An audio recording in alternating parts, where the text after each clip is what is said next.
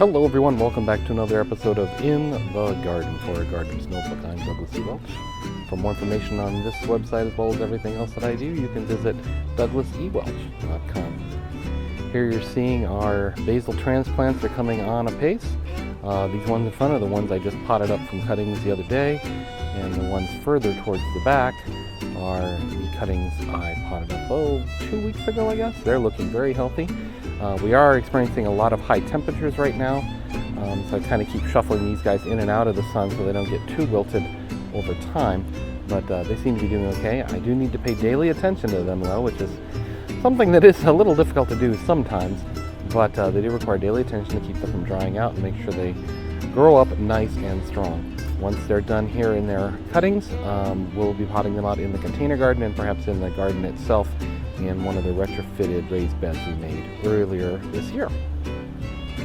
Here's a close-up one of the epiphyllum plants, and I'm hoping that this guy right here is a flower. I think it might be. It's looking more and more like that shape day after day, and that'd be great. This will be the first time that these plants have flowered. These are from cuttings given to us by a friend, and it'd be really great to see them actually start to bloom on a regular basis. So fingers crossed, we'll keep you up to date on that as it goes.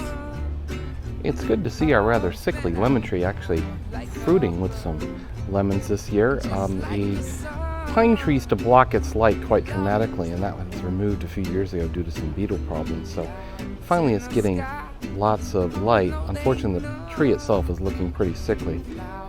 Here you can see where one limb of the tree is split dramatically. Even though it's still growing at the far end, this does not bode well for this entire branch of the tree.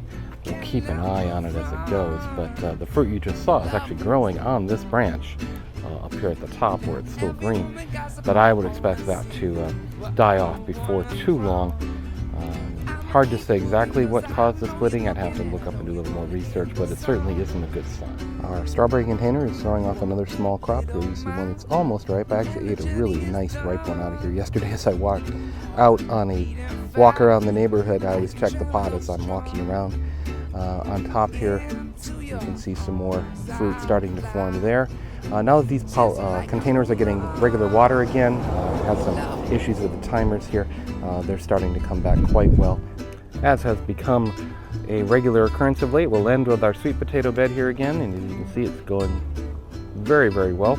I'm thinking now we're going to let these take advantage of the high heat we're having right now up and through this month and into September, and then we'll look to perhaps an October harvest and maybe only harvest a portion of them. But I'm really looking forward to it because seeing the vigorous growth of the vines seems to indicate that there's some pretty good tubers growing underneath them, and so that should make for quite a feast come October. Perhaps we'll even have some for our Thanksgiving table. That's it for this episode of In the Garden from a Gardener's Notebook. I hope you've enjoyed it. For more information, visit the website douglasewelch.com. There you'll find links to a Gardener's Notebook as well as everything else that I do. Please leave your questions and comments about what's going on in your garden or questions you might have for me. Perhaps we can research them together and come up with solutions for any garden problems you're having. And as we take one final look at our avocado seedling growing in the container, keep on spending time in your garden, keep cool, and keep on digging.